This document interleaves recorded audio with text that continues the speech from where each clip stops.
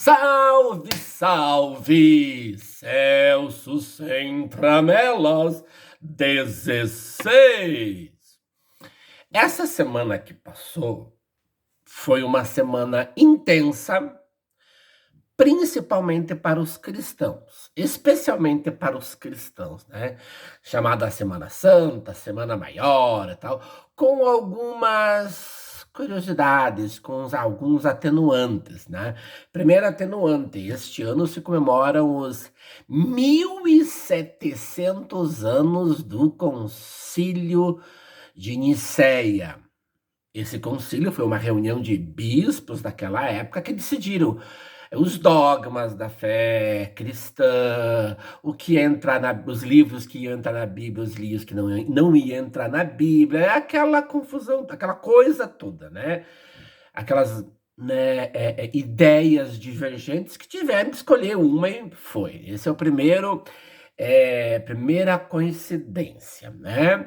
Segunda coincidência, nesse ano, as igrejas católicas e as igrejas ortodoxas comemoram a Páscoa no mesmo dia. A católica segue o calendário gregoriano de 1000 e alguma coisinha ali, depois de uma reforma que teve do Papa Gregório. E os ortodoxos seguem o calendário juliano. Então, e ainda tem as fases da lua ainda. Então, isso nem sempre bate essas datas. E por coincidência, esse ano bateu. Nesse século XXI, teve em 2014 uma vez e teve agora, segunda vez, né? Então, e a terceira coincidência é que para os católicos é um ano jubilar, um jubileu ordinário. A cada 25 anos faz um jubileu, assim como a cada 33 anos, etc. Então são três coincidências interessantes. Mas eu quero aqui falar um pouquinho sobre a Sexta-feira Santa, né? Eu aproveitei essa semana, esse feriadão que nós tivemos, né? Quinta, sexta, sábado e hoje, para ler um pouco e para participar de algumas cerimônias, de algumas liturgias, de algumas celebrações e para pesquisar um pouquinho. E uma coisa que me deixou assim muito pensativo foi a questão da Sexta-feira Santa. Por quê? No domingo, dito Domingo de Ramos, Jesus entra triunfal em Jerusalém. O povo coloca os ramos para Jesus, montado num jumentinho, segundo a Bíblia, entrar triunfal em Jerusalém. Olha que interessante, aquele mesmo povo que no domingo louvou, disse hosanas ao filho de Davi, para Jesus, bendito que vem em nome do Senhor, na Sexta-feira Santa é o mesmo povo que grita, crucifica-o, soltem Barrabás. Estranho, né? O mesmo povo, em menos de uma semana, sair do baixo para o alto, do alto para o baixo, do longe para o perto. Esses extremos, né? Do glorificar Jesus e depois querer crucificar. Tudo bem que eles queriam um Jesus Senhor dos exércitos, que com a força militar ou com qualquer força, guerra que tivesse, ele tirasse os romanos daquela região, se livrassem, né, o povo judeu, o povo hebreu, dos romanos. Eles queriam esse tipo de Jesus. E Jesus não era esse tipo de Deus, de imperador. Jesus veio trazer a mensagem da transformação do mundo, mas através do amor, do perdão, do respeito, da caridade. Talvez isso explique, e mais uma boa quantia, né? Porque nós sabemos que o Sinédrio, que eram o grupo de homens que decidiam as coisas dos hebreus, né, dos judeus, eles tinham muito. Um tanto porque eles pegavam do santuário, principalmente o sumo sacerdote e a equipezinha dele, o Anás e o Caifás ali, né? Então eles tinham dinheiro. E muito provavelmente eles podem ter pago para a população pobre, desesperada por dinheiro. Oferecem dinheiro para você gritar: soltem Barrabás, crucificam. Ah, meu filho, já naquela época o povo fazia isso, imagina agora que o povo continua fazendo a mesma coisa, né? Mas é bom ressaltar que porque Anás e Caifás, os sumos sacerdotes, né, as autoridades religiosas daquela época se sentiram triunfantes. Nós matamos esse rebelde de Jesus de Nazaré, se livramos dessa peste. 3 dias depois, Jesus ressuscita. Alguns séculos depois, o cristianismo vira a religião oficial. E a mensagem de Jesus se espalhou tanto, cresceu tanto no mundo, né? Apesar dos seus mensageiros, os seres humanos, que são extremamente pecadores, né? Então, como vitórias momentâneas,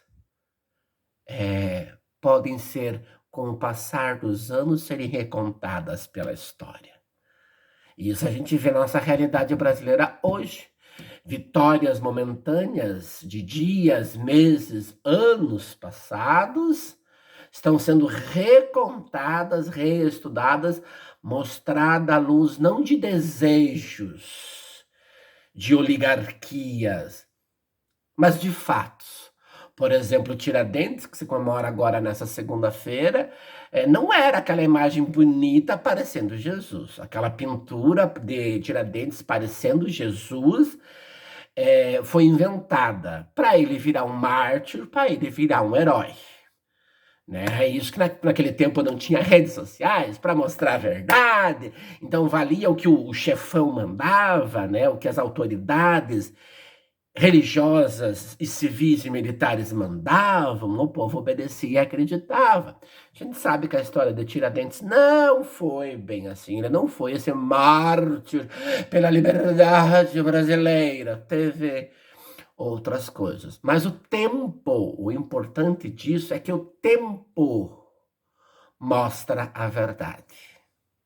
Muitos vencedores de agora, com o passar do tempo, pode-se descobrir que aqueles vencedores de agora usaram de artimanhas, usaram de forças, usaram de coisas, né, para se manter no poder. Municipal, estadual, nacional, internacional, um raio que los parta, né? A gente sabe que disputa de poder envolve muita coisa. Então, a Sexta-feira Santa nos traz essas duas reflexões importantes. A primeira, que o povo pode mudar de opinião de uma hora para outra. E essa mudança pode ser livre, pode ser de pensamento, pode ser de evolução, pode ser de estudo, ou pode ser mesmo de se vender por dinheiro, se vender por posições, se vender por cargos, né? As pessoas mudam de opinião muito rapidamente. Feliz, infelizmente. E a segunda lição é que o tempo revela. O tempo mostra a verdade. O tempo mostra a verdade para todos nós. A gente pode querer esconder, disfarçar, mas a verdade um dia aparece. Por isso que eu digo que eu não sou perfeito, eu nunca fui, já cometi muita cagada nessa minha vida, muita burrada, muito erro nessa minha vida. Não sou perfeito. Para um dia não me apontarem, você disse. Não, não digo. Sempre falei que eu sou imperfeito, graças a Deus. E a segunda reflexão que eu queria fazer para esse nosso momento, caracoles, como é difícil achar mensagem de Páscoa, enfeite de Páscoa, que não tenham esses benditos coelhinho e ovinho de Páscoa. Cáspita, eu desisti. Eu ia comprar alguma coisinha, né, um chocolatinho, não achei enfeite, sacolinha, caixinha, cestinha, sei lá o que, sem o bendito do coelho, o bendito do ovo, que eu peguei uma gana desses símbolos que foram modificados para consumo. Mensagem de Páscoa, se você não pesquisar bem na internet, no tio Google, Você não acha uma mensagem sem coelhinho, sem ovinho. Pô, mercantilizaram a Páscoa de um jeito. Você não vê Jesus, você não vê cruz. Para você achar uma mensagem na internet, tem que garimpar, procurar bem mesmo, ser bem específico na tua pesquisa, pra você colocar mensagem de Páscoa, coelhinho, ovinho, coelhinho, ovinho, coelhinho, ovinho, coelhinho, meu,